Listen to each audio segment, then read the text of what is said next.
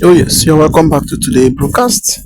And in fact, let's look into the thing that is going on in the country. This is an eye opener. The person that have come out to review a very shocking proof and evidence what really happened during the day of MKO Abiora, what killed him, and how the North kill him and remove him from power so that they will take over and keep controlling everywhere. And if you see the country today, it is because of them that every section, everywhere is suffering, but still yet they are not still tired of this bloodshed every day in the country. Plan evil against him so that they will remove him from power and take over. And after everything, nothing will still happen because Nigeria is just a country that everything that happened, they will just keep looking. The people will keep looking, and the international body everybody used to believe on, they will keep looking, and at the end, nothing will happen until when people start killing themselves before they will rise up. In fact, just listen to the story of this brother, the person who served him until the day he left this world, until the day he died. So how they used kill him, and they after everything, what the government later did, so that they will hide everything about him. So according to the headline, it says, "Shocking: An eyewitness exposed the Nigerian government over the injustice going on in the country." In fact, a lot has been going on. A lot has been going on. Even though what is going on today, this issue of banditry, issue of Boko Haram, and the rest of them, all is still done by the government because of the injustice and because of the thing that they are doing. That is why you see evil continue growing every day by day.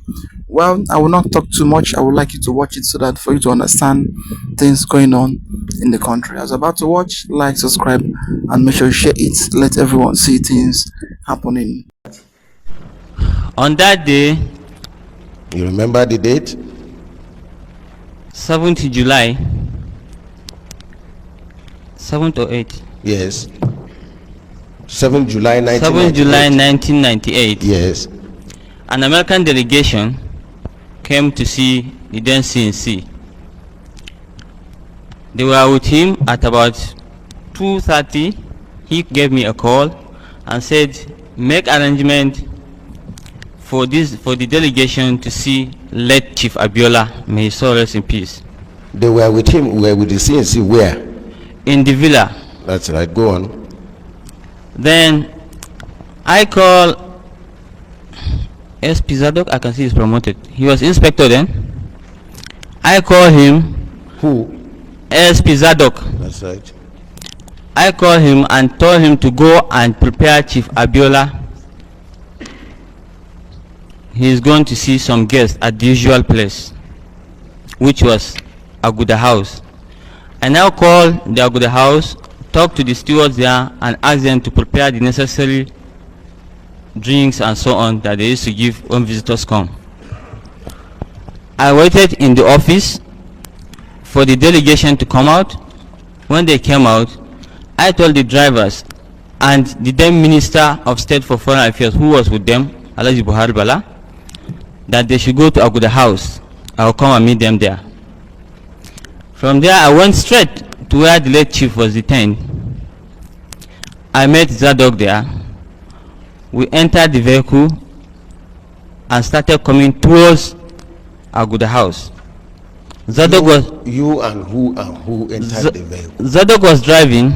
Yes. A bodyguard was staying in the front. Yes. Myself and late Chief Abiola was staying behind. When we were approaching Aguda House, there was a radio call from our control. They requested Zadok should come and open the office of Chief of General Staff. My lord, you can remember that there was, within those periods, there was no Chief of General Staff because of the situation, and the then Chief of General Staff was just appointed. That was the first day he will be in office. And after that coup issue, the office of Chief of General Staff were locked up, and Zadok was in charge of those offices, so he was holding the keys, and nobody had access to the place. So when the CJS came to the place, because he did not tell us he was coming, We were not aware, so I did not instruct to open the offices. So when he was there was a radio call that the CGS is already in the office and he needed those keys. I now told Zadok, okay, when we arrive at the house, go ahead and open the offices while Chief will be seeing the American delegation. When you finish, you come back. By the time we arrive at the house, in fact, he was about going. I said, no, don't go with that car. Which car? The car we came with. What car was that? Yes. A 504. That car was tinted. It has a tinted glasses because it's specially kept for carrying Chief Abiola. And if you go with it and we're taking him back, that means we use a plain car, which was not good. So I asked him to leave that car there, give the BGs the key, and take my own staff car and use it to the place in case we finish with Chief before you come back. We'll be able to take him back. He now left to my car. I entered inside with Chief and we met Thomas Pickering, Go on. Susan Rice, Ambassador Twerel, and Alhaji Buhari Bala, Minister of State for Foreign Affairs. When we entered, they exchanged pleasantries. They talked. The chief recognized Thomas Pickering, mentioned how they were made, crack jokes, how they were blamed for planning coup against Murtala, how they were arrested, and so on. He recognized, remember some members of state inside. Now, he asked him, "How are you well?" He said, "Yes, I'm well. You can see I'm quite okay, except for this, my swollen foot." Then he said, "You see, I woke up this morning. I was not told I'm seeing you people early enough, so I rushed myself in brushing my teeth. Unless that I have some toothpaste maybe hanging around my throat." So they cracked jokes over it and they sat down. I went to sit just about a meter away from them. Now, at this junction, the steward came in with the refreshment, put their cups, served them. I wanted to serve What were them these refreshments? tea and coffee, tea in one flask, coffee in one flask. He asked them if they will take. Susan Rice accepted to take tea. Ambassador Twerel accepted to take tea. Ambassador Pickering accepted to take coffee. Chief Abiola declined. They were served and the steward left. Then they went ahead on their discussion. After a few minutes, the chief started coughing. Then he said, "Excuse me." Then they continued again. He started coughing again. After some times, the coughing became profusely. He was coughing and coughing and coughing. So Susan says, maybe if you get water or something, it will clear it. So he said, yes, okay, he will take the tea. At that time, I stood up from where I was standing. I moved towards the center table to serve him the tea. But Susan Rice, being the only lady there, she served him the tea. And I was standing there watching over her because I also have interest there. I watched when she served him the tea before I went back and sat down. Now, at this juncture, he was coughing continuously. Then he paused, picked the cup, and sipped the tea, then kept it back. After that, the coughing increased. So he stood up and said, "Excuse me," removed his big gown, went into the toilet. Then all of us heard him coughing. After about a minute, I was getting worried. So I jumped up. I said, "Chief, are you okay? Are you okay?" I want to open the door of the toilet. As I was about going in, he was coming out. He was sweating. He looks tired. I said, "What is wrong? What is wrong?" He said, please, can they get my cough syrup in the room? I said, sure. So we laid him down on the couch. I went out, told one of the BGs to use the other BG car, not the official car for Chief Abiola, to go and bring his cough syrup from where he was staying. I came in. By the time I came in, as I was coming, he said he was feeling cold. We put off all the ACs. Then he said he was feeling heat. We should open the windows. We draw all the curtains and open the windows. At that time, all of us were standing. Everybody was confused. Then Susan and I said, let's get the doctor. I said, okay. I used my mobile phone and called Dr. Wali, the then presidential physician. When I got him, he told me he was within the villa, not in the clinic. I said, come to Aguda House immediately. We have a VIP on emergency. He said, okay, he's on his way. We were there, waiting for him to come. Then it occurred to me that, look, I know how this man is. He may said he will run to the clinic to bring his medical bag. I tried to get him on the mobile. I couldn't get through. So I had to dash out. And I told Alhaji Buhari Balde, stay here.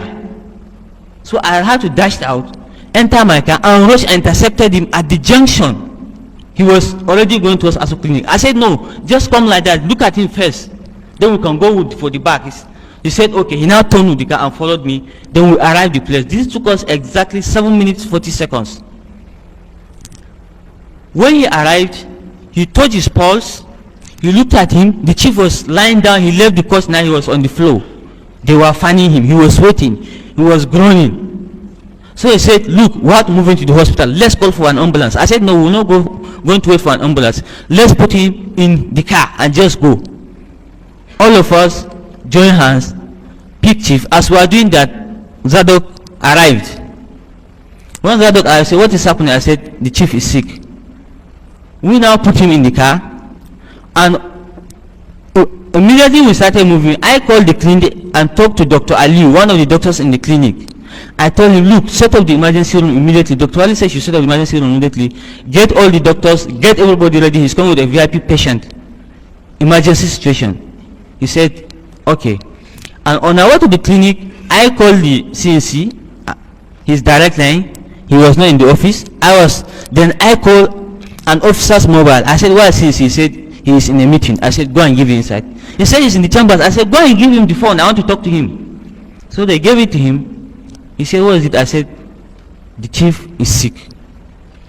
And it's very serious. All of us are confused. We are rushing him to the hospital. Emergency situation. He said, did you get Dr. Ali? I said, yes, he's already here with us. He said, okay, keep me posted. Let me know what is happening. I said, yes, sir. When we arrived at the clinic, we picked him up, took him to the emergency room. All of us moved into the emergency room because the confusion was so high that nobody remembered all this protocol of emergency room is only for doctors and so on. All of us were there. The American delegations, the Minister of State Foreign Affairs, myself, the doctor, and everybody was just there. The doctors were doing all what they could. Then I saw the Chief of General Staff arrived at the Asa clinic in only one car, only him and his ADC driver, not even oddly, without cap. He said, what is happening? What is happening? The CC just called me and told me that. So he was like confused. He went in. He was mortal and said, oh my God, not this hour, not this hour. Then I saw him trying to I was afraid, let you know, if small people like us did that, it's understandable, and when we have our second in command doing that in front of another country people, it will give a kind of impression. So I suggested, sir, it's okay, why don't you go back, we will sort things out. He said, okay. He went back to his vehicle and left. After some times, I called the sensei. I told him, we are still here, the medical team are still working. He said, by the way, do you know whether his family have left? Because his family saw him the previous night. I said, I don't know, but they were staying in Baba Gana King Ibe's house. He said, okay, get him. If they are there, Tell him to bring them, let them come and see what is happening. I go to Abagana King on phone. I tell him, sir, our guest is seriously sick. We were in emergency room. The CNC directed I should tell you to bring his family as Asokun to come and see what is happening. He said, oh my God. He said, okay, I will do that. After some times, before Babagana King got to me, or before the family arrived, the chief gave up. That took what time? It Between the time you got to the clinic and when you were told he gave up? Exactly 1 hour 20 minutes. Go on. Now, I now call the CNC. I told him, well, he has given up. CNC said, oh my God, why this hour? Why now? He said, okay, I'm closing the office. You people should meet us at home. And that day he was having Council of State meeting. He was with all the governors. They have to stop the meeting and carry some few governors, his CGS and his service chief. They went straight to the residence. At this time, Susan Rice told me that, look, accept our condolences. We have seen all the people have done. I mean, I know it's a great shock to you people. Now, is there anything you people want us to do for you? I said, yes. Please give us the privilege of letting the family to know first before the press or the whole world know about it. They said, well, you know our arrangement. We already have press waiting for us at the airport. If we leave, we are supposed to go and give press conference and we'll take off back. So, how much time do you want us to give you? I said, well, the family are already on their way. So, there's a man called Issa Pantami, the former minister of communication and infrastructure, whatever it is, and digital economy under the administration of Buhari. And I said such a man is already being groomed to become a governor of Gombe State. Follow me. And I said such a man can never or should never be allowed to become a governor of a state. And I said I'm going to, people say why? This one I'm going to tell you why. And many do not understand, but I'm going to tell you why a man such as Pantami should not be allowed to lead a state like Gombe. Gombe State consists of about 30 to 35% Christians. And such a man must not be allowed in any way to become a governor of such a state. Why? There was a meeting that was held on the 13th of July 2010 by an association, an organization called JNI. JNI stands for Jama'atul Nasrul Islam. The 4 chapters of Kaduna, Plateau, Bauchi, and which other state? And Niger State. They held a meeting in Bauchi State. The JNI, so they have, each state have their own chapters. So the state chapters have a collective meeting in Bauchi State on the 13th of July 2010. And this meeting was headed and chairmaned by Issa Pantami. And what is the cause of this meeting? The purpose of this meeting is that they said Christianity was already growing too much in the north. That Christianity was already growing too much and that it is already bringing attack on Islam. That was the purpose of the meeting. Are you following me? The meeting was held at the Bauchi Central Mosque. This information I'm giving is available to those that want to see. I've had this information with you for the past few years, but I've not spoken about it. But election is coming now. And such a man, you see, one thing we have done in Nigeria is that we have allowed men that have evil intention to rest in the position of power. And when they get there, they exercise their power and dominion. Just like we saw a man called El Rufai. When he became a governor, go and ask them in Kaduna what he showed the Christian communities in Kaduna. Go and ask them what he did to them. He showed them shake a banza in Kaduna. And now a man like Issa Pantami is already vouching for of a governor also. And they said this is a worrisome thing. That because in the south east and the southwest of Nigeria, that it is predominantly Christians.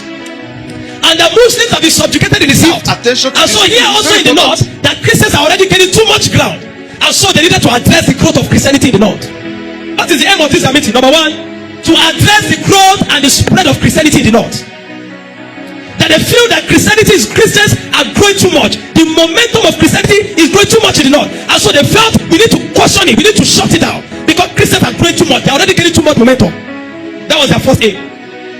Their second aim and objective is to report anybody that have been mistreated, that is a Muslim, against the religion of Allah. When they say the religion of Allah, you know what I mean?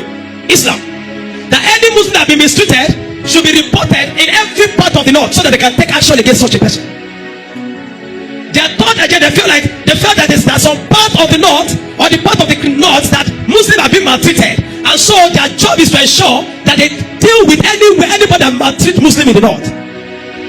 Their thought agenda is to re-strategize towards the full implementation of jihad in Plateau State. So whenever you hear they say there's killing in Plateau State, they kill 20, they kill 30, they kill 50, it is in fulfillment of this meeting that they had 2010 to this time. How many years ago? 16 years ago. What you see manifesting now, 16 years. Even though in Plateau State they have been having a lot of attack, but you see it has become more aggressive as a result of this meeting. And who is the leader of JNI in Nigeria? The leader or the supreme leader of JNI, Jama'atul Nasrul Islam in Nigeria, is Sultan of Sokoto. And when the other time I said the man is complicit, they thought I was lying. They thought I don't know what I'm saying. What is jihad? Jihad means Islamic war, holy war on unbelievers. So they wanted to implement jihad, to bring about the full implementation of jihad. Instead like Plateau, instead like Kaduna. And number 4, for the liberation of Kano State, to ensure that they subjugate Christians completely and elevate the status of Islam in Kano State. That was their purpose. Look at it according to the statement. They said, we are aware that Christianity has humiliated Islam in the southwest, and thus Islam can no longer thrive there. We are treated with contempt unless Nigerians in that part of the country. I'm reading the minute of the meeting now. Give attention to furthermore, it's very important. The Christians brought out a scheme so as to get rooted and get liberated in the north. They brought what they call the middle belt. So they felt that it is Christians, out of their liberation, out of their grave to get liberated, they form what is called middle belt today, because they wanted to separate themselves from the north. And they said the part of the north that is being usually referred to as the middle belt are usually the Christian dominated places.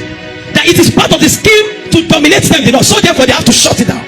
They said the middle belt called the Christian dominated areas, and is being championed by Plateau bigwigs. They felt that the part of middle belt, they said that the idea of creating the middle belt was championed by people from Plateau State, and so therefore they must lay hell on Plateau State to ensure that the mandate and the vision of carving out middle belt does not succeed, because they feel that Plateau State is one championing the cause. This is one of the reasons why you find that every single time there is attack on Plateau. What I'm saying this morning is not a new thing. What I'm saying this morning is something that some have understanding of, but nobody wants to speak about it. And the more we cover things like this, evil is like sin. It thrives in secrecy. The more you keep it secret, the more you gain power. The first way to counter evil is to expose it. They say the Christians have now extended not only into the remote areas in the north, but also into the cities, as well as our Islamic leaders who have, so they said there is a mandate that the Islamic leaders have given them, that Christianity in the north must not grow into the cities, into the metropolis of the north. That Christians should remain in the suburb areas, in the villages. But now that Christianity has grown into the, and they said the leaders that gave them this mandate, they mentioned their names here. Number 1 is Emir of Sokoto, Tijani Babangida, Alhaji Abubakar Gumi. So when you see Gumi doing all those nonsense, he's back. These are the people that give them the orientation and the ideology to do jihad. I'm calling their names this morning so that you know that I'm not playing. Emir of Sokoto, Tijani Babangida, Alhaji Abubakar Gumi, Alhaji Shehu Megnuda, Malam Suka, Kamarjan, etc. That they have given them a mandate to ensure that Christianity does not grow into the cities as part of the north. But now they are seeing big churches in the north, and they must bring it down. The mandate I can give to them is to ensure that anywhere they see big churches in the north, they must pull it down and raise a mosque there. This is because they feel that it is against the Quran for a church to be standing side by side with a mosque. They say it is against Quran, it is against the tenet of Islam for a mosque and a church to be standing by side. So anywhere there are big churches, and they get the people that get the mandate are Sheikh Gumi, Abubakar Gumi, Sultan of Sokoto. What's his name again? The Sultan of Sokoto, the Emir of Sokoto, Alhaji Shehu Megnuda, Malam Suka Kamata, and the rest of them. That they must not allow mosques to grow, the churches to stand, big churches to stand in the north. So they must ensure by all means they bring it down. I'm not going to say today. What I'm giving today is just one side, because the meeting is long. We still have to preach today. But I need to expose this, so that such a man must not have the power. How does such a man see that? Do you know that his position that he held under Buhari was a compensation for his atrocity or for his part, the part he has played in the fulfillment of the jihad in Nigeria. So they compensated him with an appointment, not because of competency. When he held the position of Minister of Communication and Digital Government, it was Buhari compensating him for his role in jihadism in Nigeria. One thing you cannot take away from Islam is that they are strategic. They are good planners, they are very intentional, and they are strategic. And now that they are pushing to become a governor, there's a plan. Christian and all this while, Christians are just moving on. We don't even understand that every day they keep killing. If they don't kill today in Nasarawa, it is in Kaduna. Every part of the northern Nigeria where there are Christians, they keep annihilating Christian. And the Christianity do not do anything, they're just moving on. But you see the plan, I'm telling you, look at it. Are you seeing plans, strategies? As far back as 2010, there are some that they started for as far back of 40 years ago. And they said to checkmate the growth of Christianity in the north, all Islamic clergies must pay visit to the state governors of the northern state and the traditional rulers. So for them to be able to checkmate the growth of Christianity in the north, they have to pay visit. That all the Islamic cleric must pay visit to the governors of the northern state and the traditional rulers in the northern state. What do they do? Number one, that they must develop a policy to see that all churches built in their respective state capitals are demolished to allow a mosque in the state capital, in the city capital. All our pastors are busy building 2,000 capacity, 30,000 capacity, 150,000 capacity auditorium. These guys are strategizing on how to ensure that they capture the church, how to ensure they cripple the church. This is as far back as 2010. I'm not speaking to this. The security operator of the they have information to this thing I'm saying. DSS know of this. NIA know of this. National Intelligence Agency, they know of this thing I'm saying. But nobody will act. Are you following me? I pity Christians in Nigeria. I'm telling you. You have no idea what they have planned for you. That was their plan. By so doing, provided the Christians specific areas. So they will have to take some specific areas and give to Christians. Recently, somebody sent me a message. And he sent me, was it Kano State? I can't remember now. And he sent me that there was a land that the church bought to build. And the government of the state collected the land. They confiscated the land. This is part of the strategy. To ensure they don't build big churches in the north. And so wherever there are big churches, the governors of the state must ensure by all means, using his veto power as the governor, to confiscate it, pull it down, and allow Islam and allow mosques to grow there. They said the government will not give some areas to Christians to build their churches, and it will be in the remote areas. And they said they will call the place Church Street. Is there? Number two, what was the second aim? For them to do what are the second thing they intend to do? They said Christian preaching in the streets. That Christian preaching in the streets in their respective state. That the government or the governor of each of those other states must ensure that Christians preaching on the streets must be stopped and abolished. Any Christian found preaching on the street must be what? Must be persecuted. This was the reason why they killed Evangelist Eunice in 2016 on the street of Abuja when she was preaching. She was on a morning cry in the morning, preaching in the morning, and they killed that woman on the street. Until today, nobody did anything about it. Because they know that it is Christians that do that. It is Christians that have the mandate of going into all the world and do what? And preach the gospel. So that Christians must ensure, that the state governors must ensure that preaching of the gospel on the street must be abolished. It's very important. And anybody that is found must be persecuted. This was why they have the temerity and the audacity to kill Evangelist Eunice when she was preaching on the street in 2016. Till today, nobody did anything about it. Not one person was arrested. Number three, they say as it is the case of Kaduna State during Governor Umar Musa Yaruada, a ban should be placed in all northern states governed by Muslim on the teaching of Christian religious knowledge of schools. That they must put a ban. That's what you found out today. Do you do CRK in schools again? Do you still do CRK? There was a time we used to do IRK, Islamic religious knowledge. There's CRK. Is it CRK or CRS? CRK, Christian religious knowledge. They said they must ban it in the north. Every northern state where there are Muslims, the governors must ensure that according to the way it was during the days of Musa Umar Yaruadua as the governor of Kaduna State, they must ensure that Christian religious knowledge must not be taught in schools again. Today, there is no more CRK. What you have is religious and national value. They intentionally remove Christian religious knowledge and make it that they're doing what they call religious and national values. You see when I say they're strategic. This meeting was in 2010. It took about 10 years to fulfill it and they're happy. You have no idea what they're planning for you in Nigeria as a Christian. When you see me shout on social media every day, it's because we have idea. We know. We have seen the plan. We have seen the blueprint. We know their schematics. And our job is to ensure it does not come to pass. Number four, They said, place a ban on Christians using public address system during services. These demands will be adhered to and adopted by the Muslim governors for the interest of peace, that they should have that.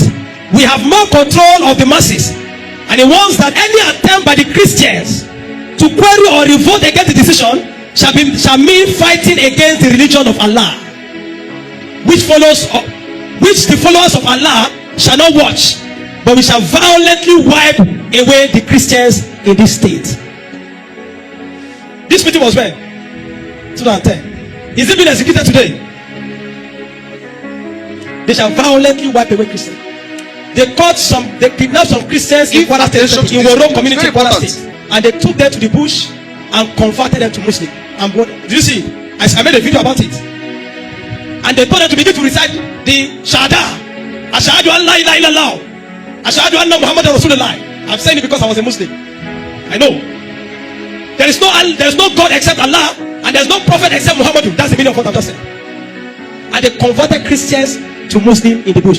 What is our GOs and leaders are doing? Nothing. What are the Christian bodies doing? Nothing. You see how long it took them? They said they shall violently wipe away Christians in this thing. Is it happening today or not? It is happening. This is 2026. This plan was in 2010. I'll stop there for today. I won't go further today because I still need to teach God's people. Are you follow me? But you must understand. Why I'm saying this is that you can't be in a nation that you are not aware of what is happening. The ignorance of Christians and Christianity has brought us to where we are today, where Christians have become a lamb or sheep that have been slaughtered anyhow. You will not be surprised that before the end of today there will be an attack. Just by the time you finish, just go straight, you will say before the end of today. And this is their own work according to it. That's why a man like Sheikh Gumi should have been locked away. I've said it over and over. The US must ensure that they lock the man away. Ban him. Sultan of Sokoto must not be allowed to travel out of Nigeria. Ban him. These are jihadists. They are terrorists. A man like Pantami, because you see them in the north, let me tell you, the way it is in the north, they don't care about infrastructure. All they care about is Islam. So even if they know that you are killed, that's why you see that there is poverty in the north. Oh, am I talking to people this morning? There is poverty in the north. They don't care about it. All they know is that, is this person funding the cause of Islam? If it is funding, no problem, they'll keep supporting him. They have been brainwashed. How do you want to live in a nation with such a people? There is no Nigeria. I follow me. Watch and what? You have not been watching. This is a plan that was orchestrated in 2016, in 2010. They waited, they took time. Have you ever asked yourself, where did the Fulani man, a common Fulani man, get the money to buy AK-47 with ammunition? Where did he get the money? One AK-47 cost about $1,020 something. Where did he get it from? I'm going to tell you next week where they get their weapon from, how they connect with the military men, with some jihadists, top jihadists in the military, how they get their weapon. I'll reveal it when the Lord, it could be next week, when the Lord will permit me. This is what the Lord permit me to do today. I'm done. We will not be silent. That's one of the reasons why Claire will bring down every activity of Islamization in Nigeria. Rise up your feet wherever you are. Say, Father, in the name of Jesus, every activity of jihadists, of Islamization on Christians in Nigeria, this morning we frustrate it. Talk to God in 1 minute. We are facing a non-performing public officer who wants to pretend that he's performing and want all of us to get along performing with him. And he wants to write a Shakespearean tragedy where we will be given roles to play. So I'm supposed to be a fake opponent, for example. So pretending to be contesting against him without contesting. Then he will like me. I'll give you a lot of money. He already got someone to be impersonating as INEC chairman, who is not the INEC chairman. So before you think of charging Amukutan to call for rigging election, you first have to charge him to call for pretending to be INEC chairman when he's not. So if you want to be happy and there's no problem, we all have to pretend along with him that we are doing transition or election, which is just a prolonged, expensive coronation of one person. So if we don't want to do that, because I will not do that, I'm not very good in drama. So if we won't do that, then we should prepare to fight. So anyone who is not ready to fight should not participate in this transition. parallel organs in every political party, parallel candidate with political party, parallel program for political parties, and he wants to score 10 million votes if only 300,000 people are voting. You see, that's why we've been going from courtroom to courtroom. So my apologies. The thing I can say about what is happening to the transition program that we have is that we have to take a template from the transition from military rule. Whatever we did that made us to be able to get the military back to the barracks, we have to do twice that now. Don't be deceived.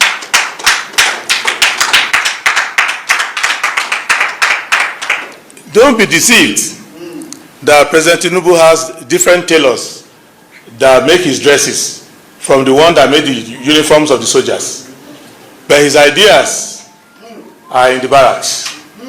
Let me summarize what we are facing. It's not complicated. We are facing a non-performing public officer who wants to pretend that he's performing and want all of us to get along performing with him.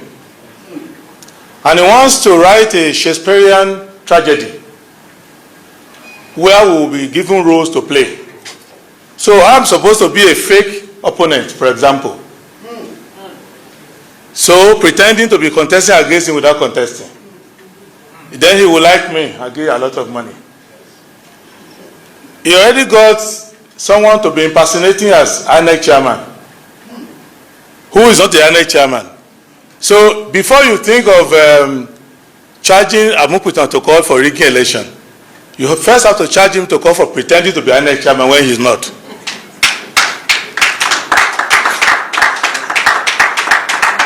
Because President Tinubu is Commander-in-Chief of the Armed Forces, President and Head of State. He's also the Chairman General of all political parties and is the Aspirant General of all political parties and Candidate General of all political parties. He's also the Chairman of INEC. And if you give him more room, he will want to be Chief Justice of Nigeria as well. So this consolidation of everything that the country stands for into a singularity is not just about greed, about making money, because you are the president, you are also the contractors. In fact, you are the contractor general of the federation, and you are the tax collector general of the federation. Now, so every political party is supposed to just play a role. So you tell INEC which party to register, which not to register. You can register those who didn't apply, you can refuse to register those who applied. You can disqualify a political party because they are overqualified. You also choose who will be the National Working Committee of every political party. Which letter INEC will take. It got to a point where INEC has to look left and right and whisper before they collect a letter from you. So this is where we are. So if we want to be happy and there's no problem, we all have to pretend along with him that we are doing transition or election, which is just a prolonged, expensive coronation of one person. So if we don't want to do that, because I will not do that, I'm not very good in drama. So if we won't do that, then we should prepare to fight. Oh yes, that is it. The issue of Nigeria today, the situation of this country today, it is something that every day you keep looking at it, it will look as if, in fact, nothing good is coming. That is what we are seeing. Because if you look at this Tinubu government of 18, starting from the beginning to the end, you all have heard everything that they have said. Nigeria is just a country that's been caged. They caged it, they carve it in a way to cage people, bring people down, so that they will not move. Whoever want to move, the person will be tracked and killed. That has been their plan, that has been their way and their method. And this has been going for decades, years upon years. Whoever that rises up, that want to speak or they want to direct people the right thing to do, they will know what to do and how to do it. Then they will bring you down. Sometimes people will say we are in democracy. We don't see anything democracy in the Nigeria. Nothing. We are still in the military regime, just that military regime, they remove the uniform and then now use the tactics to now wear ordinary clothes to rule. But still yet they have military regime mentality. That is what they are using to rule everybody. If you come to the issue of election, the election everybody will used to do, the vote everybody used to cast, after everything, they will now just call the people they want to call. They will be in power. Then you that cast your vote, you now be asking yourself, how come? Then if you go to court, the one who is leading you will be the chief judge, will be the lawyer, will be everything. Then after everything, they will tell you that you fail. Then where is the justice and where is the democracy in the country? In fact, a lot is happening in the country, a lot. I would like your comment and what you think about the whole thing. Like, subscribe, and share for everyone to see things going on in Nigeria.